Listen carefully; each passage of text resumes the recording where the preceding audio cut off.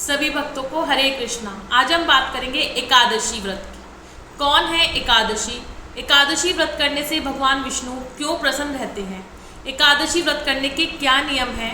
एकादशी व्रत कब से उठा सकते हैं? एकादशी व्रत की इतनी महत्वता कलयुग में क्यों है? तो चलिए वीडियो को शुरू करते हैं। हरे कृष्णा।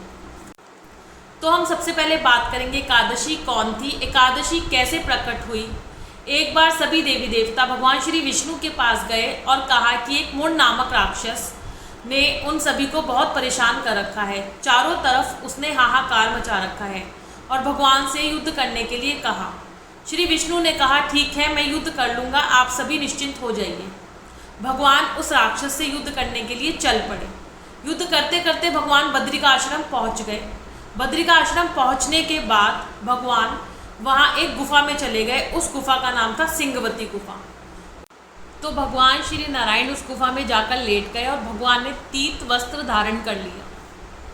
जब भगवान सो गए थे तो वहाँ पर मूढ़ नामक राक्षस फिर आ गया और भगवान को बोला कि मुझे ललकार कर तुम यहाँ विश्राम कर रहे हो। जैसे ही उसने श्री नारायण पर प्रहार किया तभी भगवान के शरीर में से एक देवी प्रकट हुई, एकादशी, और एकादशी ने तुरंत ही उस राक्षस का वध कर दिया। तो श्री विष्णु जागृत अवस्था में आए और बोले कि हे देवी, तुम कौन हो? तो एकादशी ने कहा कि प्रभु, मैं आप में से ही प्रकट हुई हूँ, मैं आपकी ही अंतर्गत शक्ति हूँ। क्योंकि आज के दिन एकादशी का है तो इसलिए मेरा नाम भी एकादशी ही है। तो भगवान ने कहा, एकादशी देवी, अगर तुम कुछ वर चाहती हो तो मुझसे मांगो।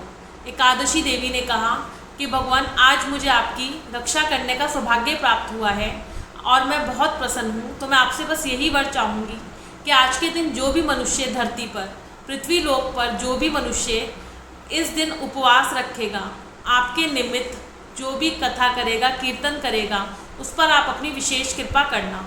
भगवान श्री विष्णु ने कहा, तथास्तु। एकादशी देवी, जो भी तुम्हारे इस व्रत का पालन करेगा और इस दिन मेरी कथा करेगा, नाम जप करेगा, कीर्तन करेगा, उस पर मैं अपनी विशेष कृपा करूँगा। तो कुछ दिन बाद देखने को क्या आया कि सभी स्त्री पुरुष एकादशी वाले दिन भगवान विष्णु का नाम लेकर पाप में युक्त हो रहे थे, क्योंकि वो कुछ भी खा लेते थे और कुछ भी पी लेते थे। इसे देखकर जो नरक का राजा था, जिसे भगवान श्री विष्णु ने नरक के लिए भेजा हुआ था, पाप पुरुष, वो एकादशी से कहने लगे कि हे एकादशी देवी, तुमने ये कैसा वरदान मांग लिया है कि लोग यहाँ पाप भी कर रहे हैं, परंतु एकादशी वाले दिन भगवान विष्णु का नाम लेने से उनके सभी पाप मुक्त हो रहे हैं और वो भगवान के धाम चले जाते हैं।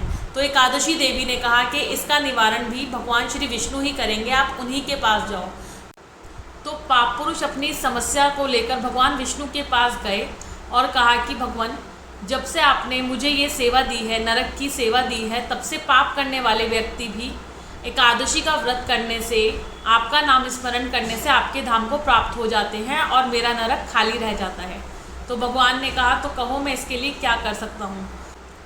तो पाप पुरुष ने कहा कि भगवान, जैसा कि एकादशी का दिन व्रत और बहुत ही पुण्यदायी माना जाता है, तो इस दिन तपस्या के लिए यह व्रत रखा जाए, थोड़ी सी तपस्या इसमें की जाए। तो इसके लिए मैं इस दिन अन्न में चला जाता हूँ। जो भी इस दिन अन्न खाएगा उसे पाप लगेगा, वह पाप का भागीदारी बन जाएगा। तो इस तरह से एकादशी का दिन एक तरफ जो भगवान का नाम लेता है और अन्न नहीं खाता है वो भगवान के धाम को जाता है, और जो अन्न खाता है वो पाप का भागीदारी बन जाता है। तो एकादशी व्रत करने का यही नियम है कि इस दिन आप अन्न ना खाएं, तामसिक भोजन ना करें, प्याज लहसुन का सेवन ना करें, भगवान का भजन कीर्तन करें, भगवान की कथा करें, शास्त्र पढ़ें और भगवान के नाम का जितना हो सके उतना ही जप करें। भगवान को फूल फल अर्पण करें, भगवान की पूजा करें, भगवान की आरती करें। सबसे ज़्यादा इम्पॉर्टेंट यही है कि इस दिन आप अन्न ना खाएं, चाहे वो चावल हो, गेहूँ हो, राई का दाना हो या फिर नमक हो। इस दिन आप अन्न बिल्कुल ना छुएं, क्योंकि उसमें पाप होता है। अब अगला प्रश्न यह आता है कि एकादशी का व्रत कब से उठाना चाहिए। तो एकादशी का व्रत, सबसे बड़ी एकादशी 4 एकादशी मानी जाती है। उत्पन्ना एकादशी, निर्जला एकादशी, देवउठनी एकादशी और आंवला एकादशी। आप इन चारों में से कभी भी एकादशी का व्रत शुरू कर सकते हैं। पर पर्सनली मैं आपसे यही कहूँगी कि शुभ काम को करने में देरी नहीं करनी चाहिए। श्री ठाकुर जी का अगर आपके ऊपर आशीर्वाद आ गया है और आपके मन में विचार आ रहा है कि आप भी एकादशी करना चाहते हैं, तो आप किसी भी एकादशी से यह व्रत ले सकते हैं। यह बहुत ही पुण्यदायी और उत्तम व्रत माना गया है। भागवत में भी कहा गया है कि सभी व्रतों से ऊपर यह व्रत माना गया है। तो भक्तों, साल में 24 एकादशी आती है, हर महीने 2 एकादशी आती है, और जिस साल अधिक मास लगता है उसमें 26 एकादशी आती है। तो एकादशी का व्रत बहुत ही पुण्यदायी फल उसका हमें मिलता है।